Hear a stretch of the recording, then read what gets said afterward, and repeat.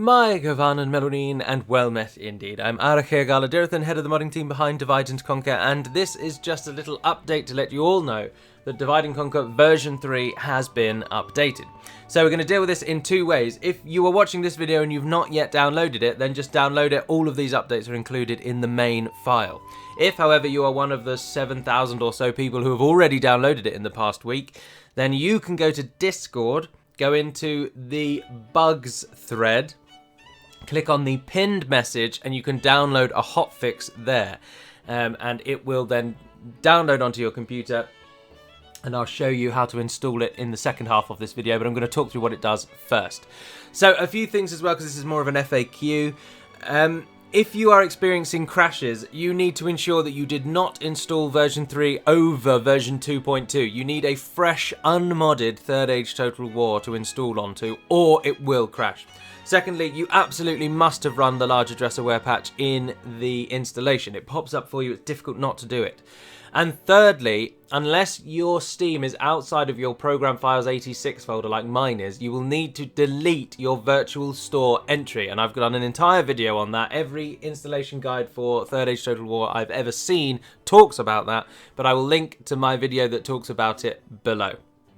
So, there's also going to be a timestamp. If you are not interested in what the bug fix does and you just want to install it, then jump to the timestamp and it will show you how to install it. Alternatively, I'm just going to talk through what we actually changed just so that you all know. So, you can see the AI version of Moria has had a KP bonus reduction. Also, it has had a KP reduction, and some of the units that they get at the start have been taken out. So Azog's Defilers, there were too many Azog's Defilers. So Moria should be a little bit easier to deal with if you're playing anywhere near them. The Dunlending Berserkers had a glitch whereby they didn't actually hold any weapons, so that's been fixed. The Osgiliath/Tharbad problem whereby if you were attacking the eastern side from the western side, you actually couldn't attack it, that has now been fixed as well. There's a few units changed, as you can see, in Berserkle's starting garrison. So Orc Slavers have gone, and a Taskmaster unit in Dead Man's Dyke, or Orc Slavers from Dead Man's Dyke, Taskmaster from Berserkle. Moria's KP negative when playing as Angmar. So when you play as Angmar, Moria get less money. That's been changed from 3,000 to 2,000. There's been some UI overhaul where the ND new icon now actually displays everywhere it should. Berserkle now also has new defense points, which I believe means that the battle map itself has been edited to include actual defensive locations, like towers, I think. I'm not really sure, to be honest. The faction standings, Moria and Khazad-dûm, should now remain at war throughout the game. They should not make peace or make an alliance, even worse. Some changes to Erebor's starting roster. Some of the rebel garrisons around Harad and Rune have been reduced by a few units, and Harad and Rune have had their KP increased ever so slightly. The Silver Surfer units that you will have seen around, particularly Seaward Spearmen for the Ardenaeum, the Trolls, if you upgrade Trolls, those have all been fixed. The Witch King is no longer Silver Surfer. Angmar now begins with a pre-built Orc Pit in Shadun, which is the guild that gives them dismounted Orcs. So you get a few more Orcs out of the town of Shadun. Some more units cut from the Dead Man's Dyke and the Numinas garrisons. Variag Noble's reduction from 333 to 290 in regards to their upkeep.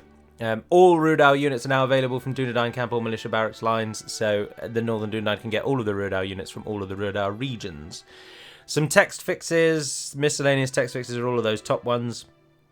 Methrast, this is the big one. The Corsair script should now no longer bug out when they attack Methrast or Dol Amroth, so you should be able to sally out and defend your towns if you're attacked by the Corsairs. A UI change to the Dol Guldur or to any Orc Warg cages. The Tier 1 and Tier 2 now have different UI. And finally, the sprites for the Eredlu and Gabilgathol Guard and all of the canned units have been updated. So those are the actual fixes. Nothing that would have crashed anyone's game, but just minor little polishing points. And now we can jump over to the second half and I'll just show you what you've got to actually do to download the hotfix, or alternatively you can just re-download the entire file and install everything from scratch again. The choice is yours. The hotfix won't be posted on ModDB and it will not be publicised beyond this video, because everyone that installs from this day forward will have all of these fixes included in the main build anyway. Okay, so once you have downloaded the hotfix from Discord, because that's the only place it's going to be hosted, it's a 7-zip file. This is not an installer, so you need to right-click on it and extract it however you would extract whatever you use to extract zip files. You've already had to do that for main version 3. So extract it any way you like. Go into the folder and you'll have these 2 files here. So copy those. You can use Control-C, you can right-click and click copy, and then go to wherever you have got the mod installed. So for me, C, Steam, Steam Apps Common, Medieval 2, Mods, 3rd Age DaC, because I renamed it, and then Data. So then click back so you're in the 3rd Age location, which is this one here, and then simply copy. And it'll ask you to overwrite, you say yes, and then you must run the Steam Friendly Cleaner. So that pops up, just press enter, and that's it, job done. Now, it is not save game compatible, so you will have to start again. Some of the fixes are save game compatible, but a couple of them aren't, so it's best to just start again, but it won't crash any ongoing saves, I wouldn't have thought. So that's it really. So to recap, this is only for people who have installed Divide & Conquer before the 9th of March 2019. The hotfix can only be found in Discord. If you are having crashes with Divide & Conquer, you need to delete your virtual store entry as linked in the video in the description and popping up as an end screen. And you'll need to disable UAC so that the scripts can run. You must have run large address aware on the version 3 installer, and finally you cannot install version 3 on top of version 2.2. You must install it on top of a fresh 3rd Age Total War 3.2 installation. You need 3rd Age Total War 3.2.